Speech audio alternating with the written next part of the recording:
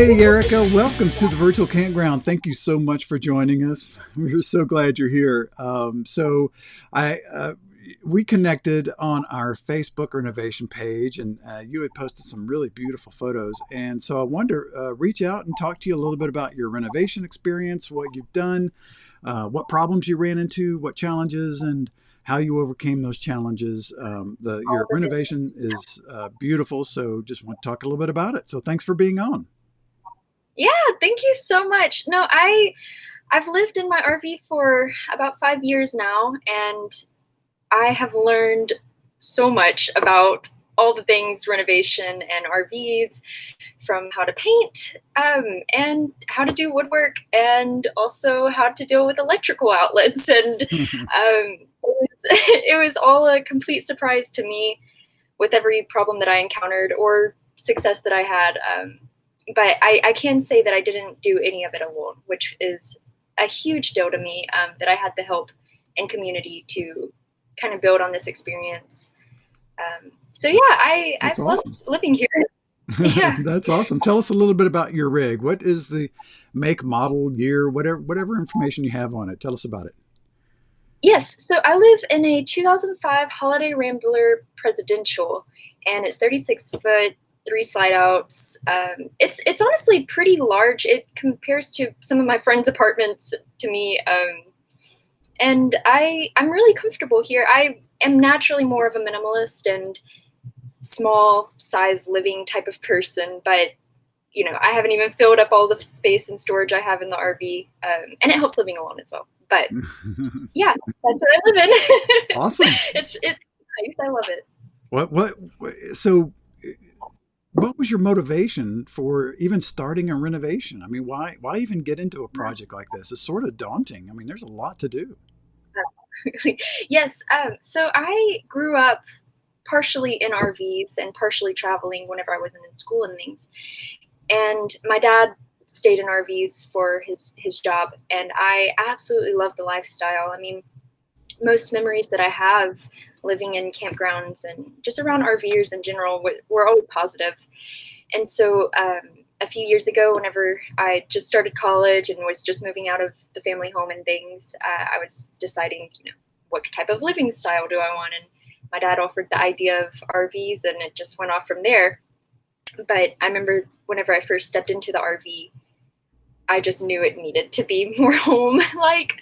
And I had a vision pretty immediate of what I wanted with it. And I was pretty determined to just make it happen. And also, at that time, you know, I remember looking for inspiration on the internet for just RV renovations, and there weren't any pictures or styles, or people weren't really renovating. And I was thinking, I want to, like, this is a cool opportunity to make this completely my own, like my own vision.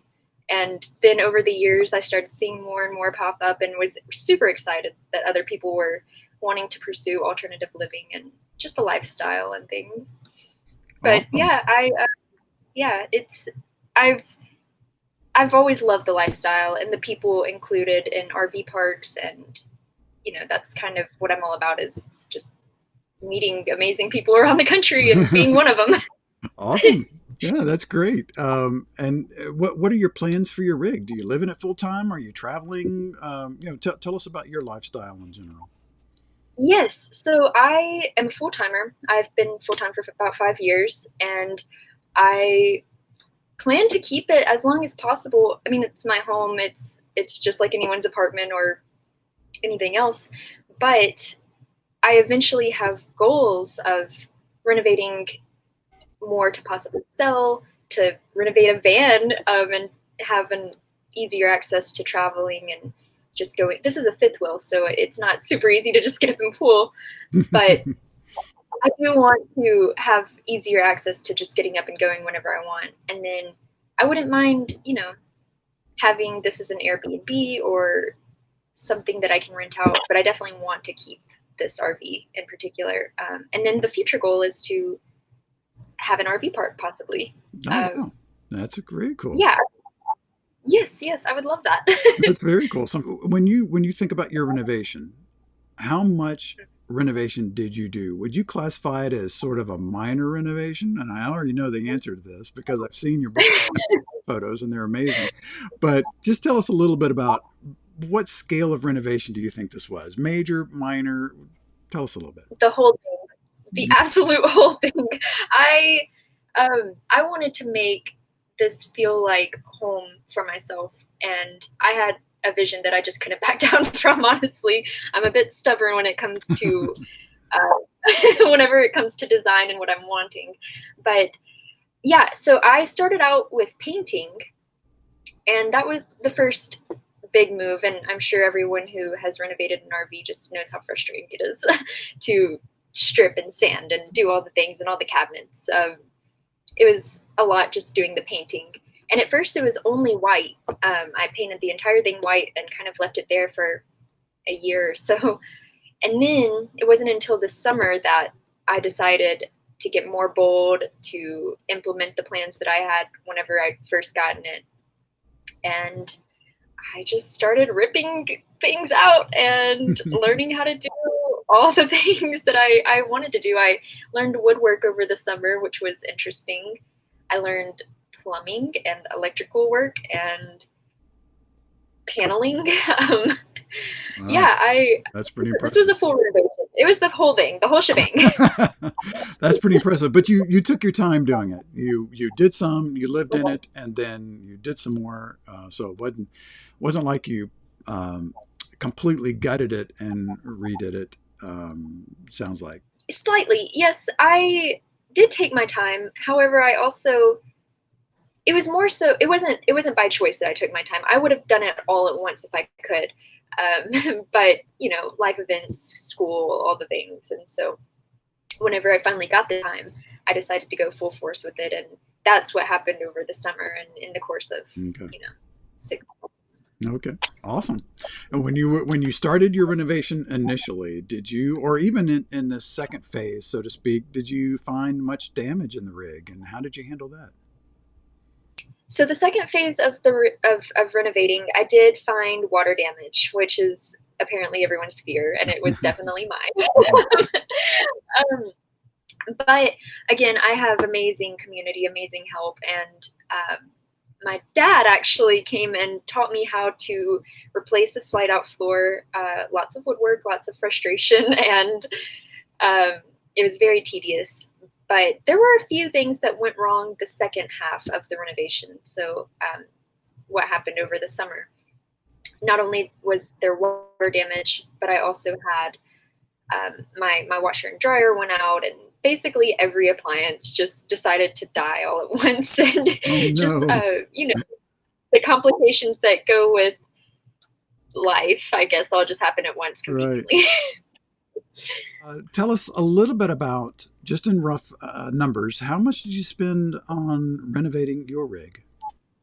Yes. So I honestly only spent about $5,000 on the entire renovation. And I've told people that before and they were just baffled. But that's kind of the luxury of living in an RV and in a small lifestyle. Um, and I do enjoy that a lot. But the overall cost of everything, I mean, my rig was about 15,000, and it is older, but it was the renovations itself, like the materials and things that I needed to use for the renovation were $5,000. Awesome. And then So it wasn't a huge investment. That's good. yeah, it didn't break the bank completely. So tell us a little bit about the renovation itself. What was your most favorite part of renovating it? Once you got something done and you looked back and said that was fulfilling, and I love what happened there. Oh, I honestly, that is it. I love being able to look at the work that I did and also remember the people that helped me. And we had dance parties and stayed up at 3 a.m. And it's really the memories with the people that I got to renovate with, and that's just really fulfilling in itself. But as far as the look and the design, I love that it came from me. It's wholeheartedly my style, things that I even aspects of what I was feeling during the times of renovating. I wanted to feel happy and at home, and I think that the design that I went with definitely encompasses all of the things that I was feeling whenever I was in the process. Awesome. Awesome. And Yeah. do you have a least favorite part? What was the most challenging that you didn't enjoy? Absolutely. Oh, I did not enjoy laying flooring. I did not enjoy specifically doing the stairs. The stairs are not fun. Trying to renovate the shower and the sink, like the vanity area, was not fun. Mainly anything that had to do with measurements. Oh, tedious measurements. Not a thing. Not fun. I Not for did you. not enjoy it. Okay. No, no. All right. Awesome. If you were going to have a conversation with someone that was looking to buy a rig to renovate, would you have any advice for them? Absolutely. I think it really depends on that person's lifestyle, what they specifically want and need from their rig. So, for example, I love to travel a lot and spontaneously, and I would now know that I want something that can cater to that. I also know I love movie nights, so I would love to have a setup for movie nights and just things that would make life convenient while being able to do what I want to do with my lifestyle. And I think that's true for anyone wanting to live alternatively or smaller, just making sure that the rig that you choose is catered to what you love and your lifestyle specifically. Yeah, that's great advice. Great advice. If you were talking to someone about renovating the rig and you wanted to give them some tips on actually doing the work, what are your top tips for renovating? Yes, start with paint, always. Um, Painting will change the feel overall immediately. And I spent maybe, I want to say like 300 roughly on paint, but that will set the tone for the rest of the renovations, I feel like. And then afterwards, if you want to get into more tedious projects such as woodwork or completely custom designing a specific area, it's cheaper if you do it yourself, but don't do it alone. And I, again, had the luxury of having friends and community help me with mine, but um, I definitely know that it's 1,002% harder if you were to try it on your own. And so you can do it. It's all doable. I didn't know how to do anything at all, and I and it turned out well. Awesome. You mentioned paint. Tell us a little bit about painting. What was your process for painting? Because it's so hard to choose colors and then the actual physical process of painting. We hear people talking about sanding or just cleaning the walls with, different types of material. Tell us a little bit about how you went about painting. Yes. So my initial concept was based around what I wanted to feel in my home. And I chose colors based on that idea. I wanted light and positive, I don't know, emotions coming from the space that I lived in or giving me positive emotions.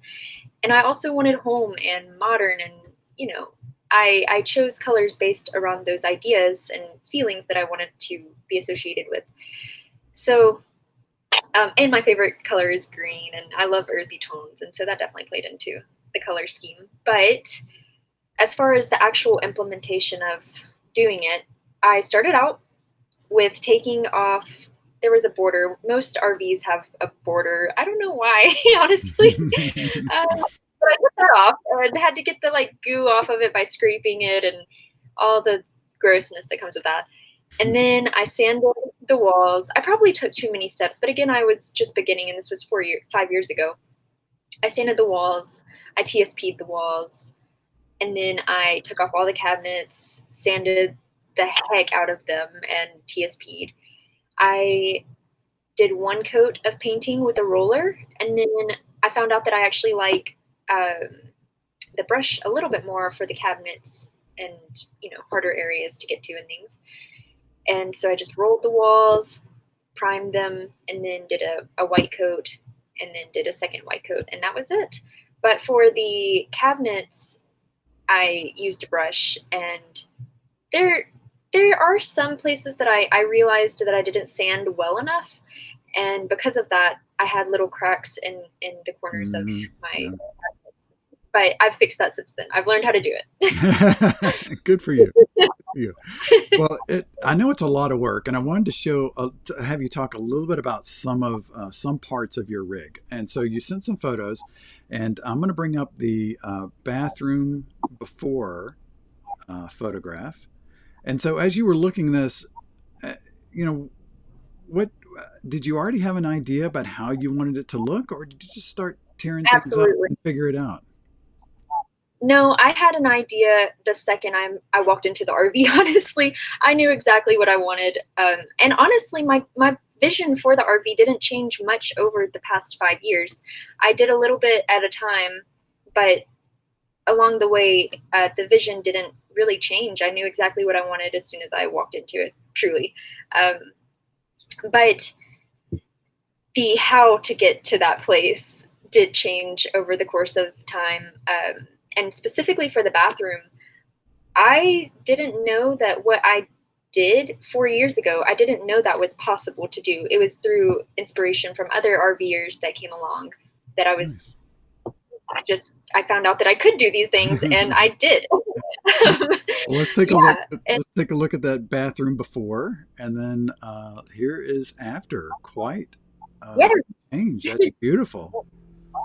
thank you so much. Yes, and part of the vision for this bathroom was I didn't exactly understand why the original design of the RV took so didn't use the space efficiently, in my opinion. Hmm. It was very bulky, and I just didn't know why that space couldn't be used more efficiently, and the size of it especially.